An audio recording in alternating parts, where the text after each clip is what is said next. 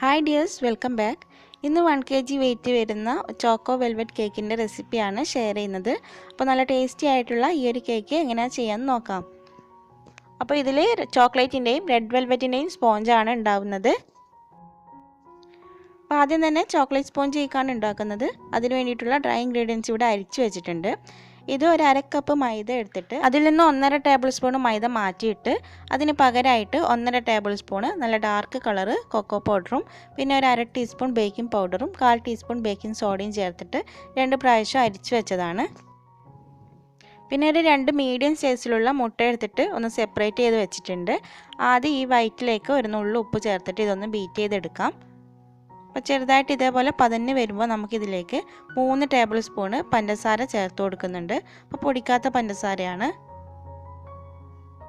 അതും കൂടി ചേർത്തിട്ട് നല്ല പീക്ക് ഫോം ചെയ്യുന്നത് വരെ ബീറ്റ് ചെയ്തെടുക്കാം. അപ്പോൾ എഗ് വൈറ്റ് ഇവിടെ നല്ലപോലെ ബീറ്റ് ചെയ്തെടുത്തിട്ടുണ്ട്. ഇനി ഇതിലേക്ക് ഓരോ യോക്ക് വീതം ചേർത്ത് കൊടുക്കാം. അപ്പോൾ യോക്ക് ചേർക്കുമ്പോൾ തന്നെ അതിലേക്ക് അര ടീസ്പൂൺ അളവിൽ വാനില എസൻസും കൂടി ചേർത്ത് കൊടുക്കുന്നുണ്ട്. ഇനി ഇത് വീണ്ടും ഒന്ന് നന്നായിട്ട് തന്നെ ബീറ്റ് ചെയ്തെടുക്കാം. ഇനി ഇതിലേക്കൊരു 2 ടേബിൾ സ്പൂൺ ഓയിലാണ് ചേർത്ത് കൊടുക്കുന്നത്.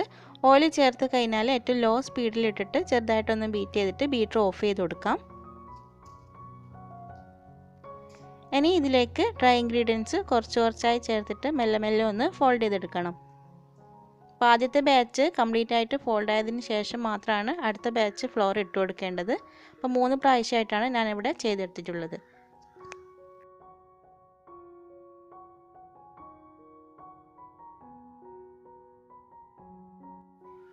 ഇനി ഈ ബാറ്റർ ഒരു 8 ഇഞ്ചിൻ്റെ റൗണ്ട് ടിന്നിലേക്കാണ് ഒഴിച്ചു കൊടുക്കുന്നത്. അപ്പോൾ നിങ്ങൾക്ക് 7 ഇഞ്ചിൻ്റെ പാനിലേക്കും ഇത് ചെയ്തെടുക്കാൻ പറ്റും. ഇനി ഇത് നന്നായിട്ടൊന്ന് ടാപ്പ് ചെയ്ത് കൊടുക്കാം. അപ്പോൾ നേരത്തെ തന്നെ ബേക്ക് ചെയ്യേണ്ട പാത്രം ഒന്ന് പ്രീ ഹീറ്റ് ചെയ്ത് വെച്ചിട്ടുണ്ടായിരുന്നു. അതിലേക്ക് ഇറക്കി വെച്ച് കൊടുത്തിട്ടുണ്ട്. ആദ്യത്തെ ഒരു 3 മിനിറ്റ് ഇതേപോലെ ഒരു മീഡിയം ഫ്ലെയിമിലും പിന്നെ അതിന് ശേഷം സിമ്മിലേക്ക് മാറ്റിയിട്ടാണ് ബേക്ക് ചെയ്യേണ്ടത്. അപ്പോൾ ഒരു 20 മിനിറ്റ് കൊണ്ട് തന്നെ കേക്ക് ബേക്കായി വന്നിട്ടുണ്ട്. അല്പം ഒന്ന് ചൂട് മാറിക്കഴിഞ്ഞാൽ ഈ ടിന്നിൽ നിന്ന് മാറ്റിയിട്ട് നന്നായിട്ട് ചൂടാറുന്നത് വരെ മാറ്റി വെക്കാം. അടുത്തതായിട്ട് റെഡ് വെൽവെറ്റ് കേക്കിൻ്റെ സ്പോഞ്ച് ഉണ്ടാക്കാൻ വേണ്ടിയിട്ട് അര കപ്പ് മൈദയും പിന്നെ അര ടീസ്പൂൺ ലൈറ്റ് കളർ കൊക്കോ പൗഡറും 1/4 ടീസ്പൂൺ ബേക്കിംഗ് സോഡയും അര ടീസ്പൂൺ ബേക്കിംഗ് പൗഡറും ചേർത്തിട്ട് ഒരു 2 പ്രാവശ്യം അരിച്ചു വെച്ചിട്ടുണ്ട്. ഇനി ബട്ടർ മിൽക്ക് തയ്യാറാക്കണം. അതിന് വേണ്ടിയിട്ട് ഒരു 1/4 കപ്പ് പാലെടുത്തിട്ടുണ്ട്. അതിലേക്ക് 1/4 ടീസ്പൂൺ വിനാഗിരി അല്ലെങ്കിൽ നാരങ്ങാനീര് ചേർത്തിട്ട് ഇതൊന്ന് കേടിലാകാൻ വേണ്ടി മാറ്റി വെക്കാം.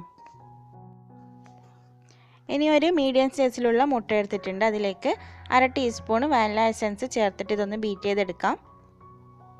അപ്പോൾ ഇതേപോലെ ചെറുതായിട്ട് ബീറ്റ് ചെയ്ത് വരുമ്പോൾ നമുക്കിതിലേക്ക് 3 ടേബിൾ സ്പൂണ് പൊടിക്കാത്ത പഞ്ചസാര ചേർത്തിട്ട് ഇതും നേരത്തെ ചെയ്ത പോലെ തന്നെ നന്നായിട്ടൊന്ന് ബീറ്റ് ചെയ്തെടുക്കാം. അപ്പോൾ മുട്ട ഇവിടെ നല്ലപോലെ ബീറ്റായി വന്നിട്ടുണ്ട്. ഇനി ഇതിലേക്കൊരു 2 ടേബിൾ സ്പൂണ് ഓയിൽ ചേർത്ത് കൊടുക്കാം. അതേപോലെ നമ്മൾ നേരത്തെ കേടിലാകാൻ വേണ്ടി മാറ്റി വെച്ചിട്ടുള്ള ആ ബട്ടർ മിൽക്കും കൂടി ഒഴിച്ചു കൊടുക്കാം. എന്നിട്ട് ഒന്നും കൂടി ബീറ്റ് ചെയ്തിട്ട് ബീറ്റർ അങ്ങ് ഓഫ് ചെയ്ത് കൊടുക്കണം.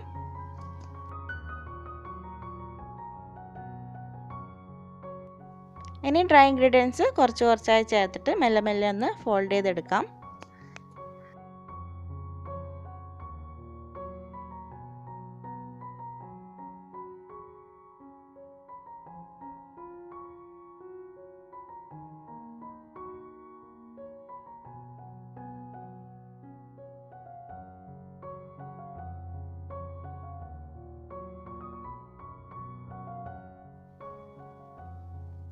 ഇതിലേക്ക് ഒരു 1/4 ടീസ്പൂണോളം ബേക്കേഴ്സിനിൻ്റെ സൂപ്പർ റെഡ് ജെൽ കളറാണ് ചേർത്ത് കൊടുത്തിട്ടുള്ളത്.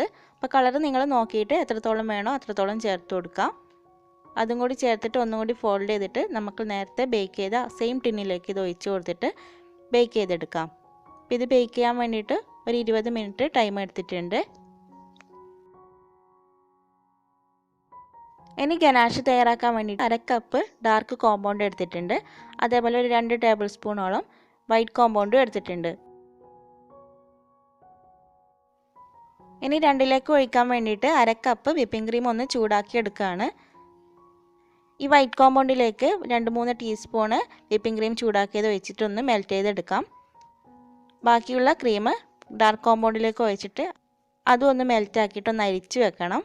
എന്നിട്ട് ചൂടാറാൻ വേണ്ടി മാറ്റി വെക്കാം. അപ്പോൾ നമ്മളെ ചോക്ലേറ്റ് സ്പോഞ്ചും അതേപോലെ റെഡ് വെൽവെറ്റ് സ്പോഞ്ചും ഇവിടെ ചൂടൊക്കെ മാറിയിട്ടുണ്ട്. ഈ റെഡ് വെൽവെറ്റിൻ്റെ മുകളിൽ നിന്നും ചെറിയൊരു പോർഷൻ കട്ട് ചെയ്തിട്ട് അതൊന്ന് മിക്സിയിലോട്ടൊന്ന് പൊടിച്ചിട്ടൊന്ന് ചൂടാക്കി എടുക്കണം. അതേപോലെ ഈ ചോക്ലേറ്റ് സ്പോഞ്ച് 2 ലെയറായിട്ടാണ് കട്ട് ചെയ്തെടുക്കുന്നത്. ഇനി ഫ്രോസ്റ്റിംഗ് ചെയ്തെടുക്കാം. അതിന് വേണ്ടിയിട്ട് കേക്ക് ബോർഡിൽ അല്പം ക്രീമാക്കിയിട്ട് ഫസ്റ്റ് ലെയറായിട്ട് ചോക്ലേറ്റ് സ്പോഞ്ചാണ് വെച്ച് കൊടുക്കുന്നത്. ഇത് ഷുഗർ സിറപ്പ് വെച്ചിട്ട് നന്നായിട്ടൊന്ന് വെറ്റ് ചെയ്തെടുക്കാം.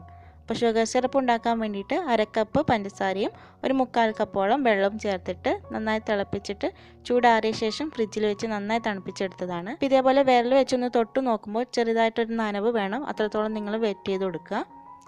ഇനി അതിന് മുകളിലായിട്ട് ക്രീം സ്പ്രെഡ് ചെയ്ത് കൊടുക്കാം. അപ്പോൾ ഇവിടെ 1 കപ്പ് വിപ്പിംഗ് ക്രീമാണ് ബീറ്റ് ചെയ്തെടുത്തിട്ടുള്ളത്. ഇതിന് മുകളിൽ കുറച്ച് ചോക്ലേറ്റ് ഗനാഷ് ആക്കി കൊടുത്തിട്ട് ഒന്ന് മിക്സ് ചെയ്ത് കൊടുക്കുന്നുണ്ട്.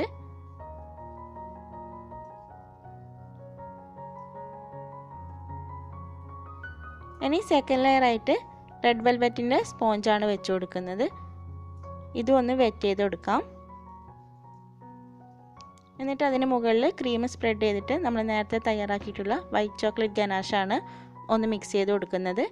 ലാസ്റ്റ് ലെയർ ചോക്ലേറ്റ് സ്പോഞ്ചും വെച്ചിട്ട് അതും ഒന്ന് വെറ്റ് ചെയ്തിട്ട് മുഴുവനായിട്ടൊന്ന് ക്രം കോട്ട് ചെയ്തെടുക്കാം. അപ്പോൾ ക്രം കോട്ട് ചെയ്ത ശേഷം ഒരു 10 മിനിറ്റ് ഫ്രീസറിൽ വെച്ചിട്ടാണ് പിന്നെ ക്രീം വെച്ചിട്ട് മുഴുവനായിട്ടൊന്ന് കവർ ചെയ്തെടുക്കുന്നത്.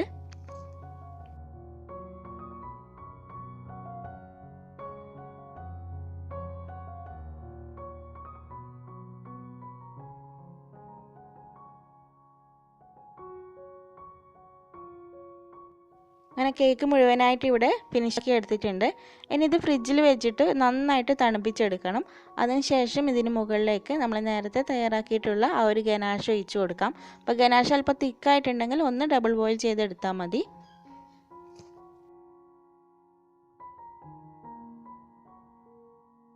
ഇതിന് മുകളിൽ ലെപ്പേർഡ് പ്രിൻറ്റ് കൊടുക്കുന്നുണ്ട്.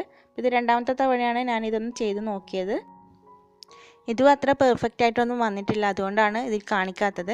അപ്പോൾ നിങ്ങൾക്ക് ഈ ഒരു റെസിപ്പി മതിയെങ്കിൽ നിങ്ങൾ താഴെ ഒന്ന് കമൻറ്റ് ചെയ്യുക, അടുത്തതായിട്ട് ഷെയർ ചെയ്യാം.